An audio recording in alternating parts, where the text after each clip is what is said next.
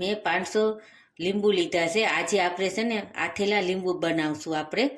હવે આને સારી રીતે ધોઈ અને લૂસી નાખશું આપણે લીંબુ ધોઈ અને મેં લૂસી નાખ્યા.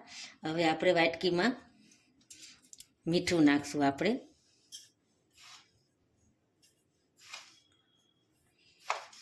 મેં 4 ચમચી લીધું છે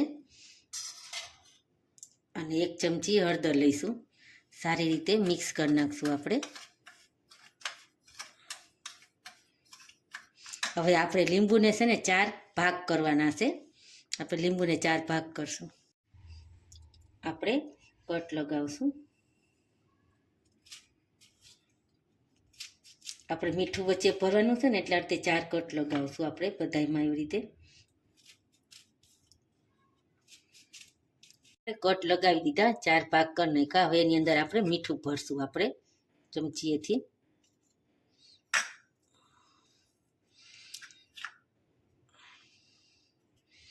મેં છે ને બેણી ધોઈ અને સૂકવી દીધી હતી તડકે.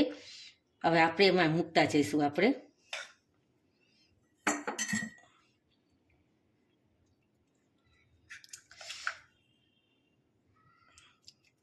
આ દાળ ભાત સાથે એની સાથે સારા લાગે લીંબુ આથેલા.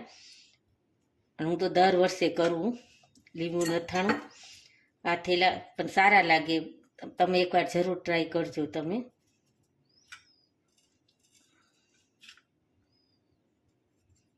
એવી રીતે આપણે બધાય ભરી લઈશું. આપણે બધાય લીંબુ ભરી દીધા, આપણે આથી લીધા. હવે એની પર આટલું મીઠું વધ્યું છે નાખી દઈશું આપણે. દર શિયાળે આ અથાણું ખાવું જોઈએ, તમને વિટામિન સી મળે. હું દર શિયાળે બનાવું જ છું આ. હવે એને ઢાંકીને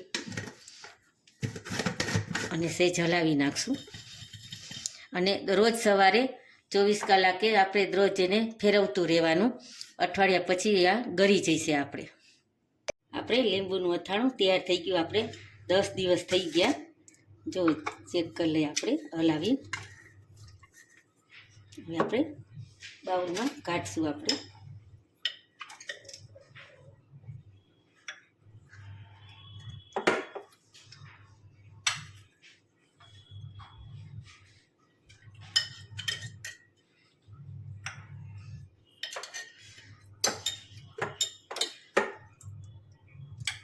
લીંબુનું અથાણું તૈયાર છે.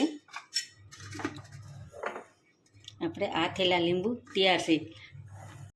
આપણે લીંબુ આથેલા તૈયાર છે અથાણું. તમને મારો વિડીયો કેવો લાગ્યો તો લાઈક કરજો, શેર કરજો, સબસ્ક્રાઈબ કરજો.